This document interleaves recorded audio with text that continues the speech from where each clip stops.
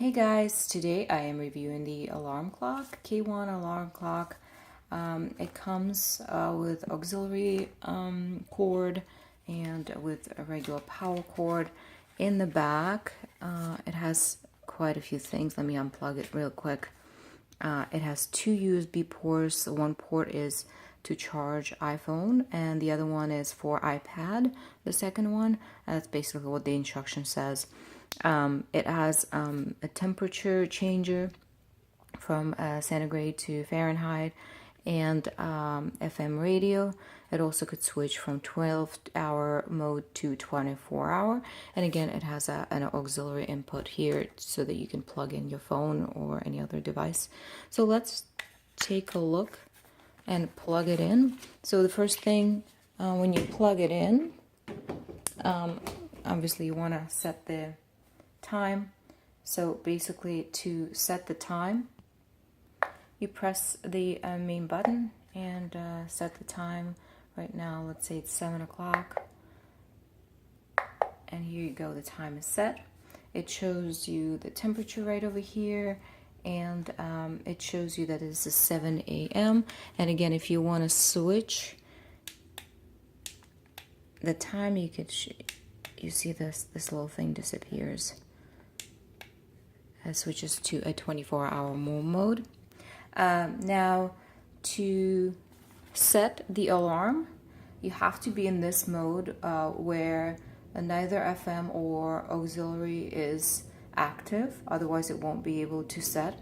And you basically press the button and hold it and set the time, let's say to 7, and we'll do 7:01. And so the timer is set, and we'll actually see how, when it activates, what kind of sound it produces.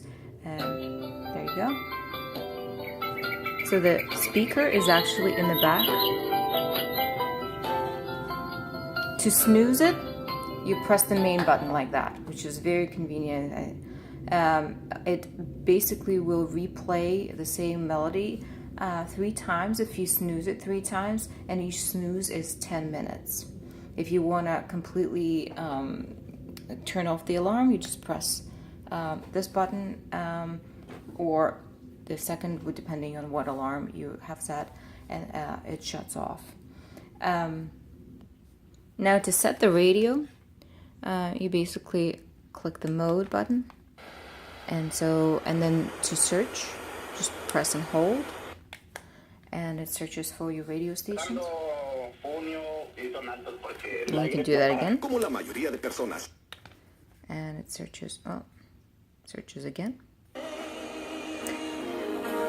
As you can see, the sound is very muffled.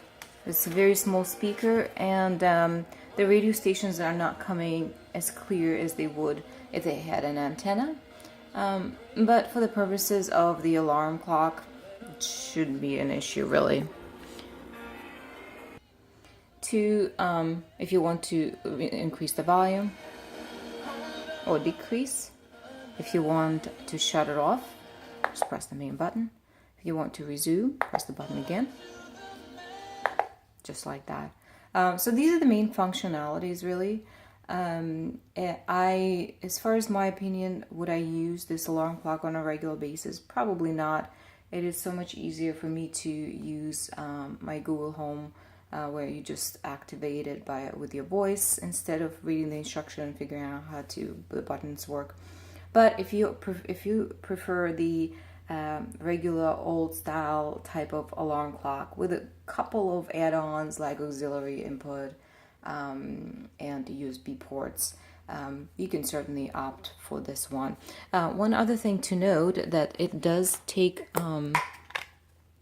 3, I believe these are 3 AAA batteries if you don't want to keep it plugged in, so that's a good option.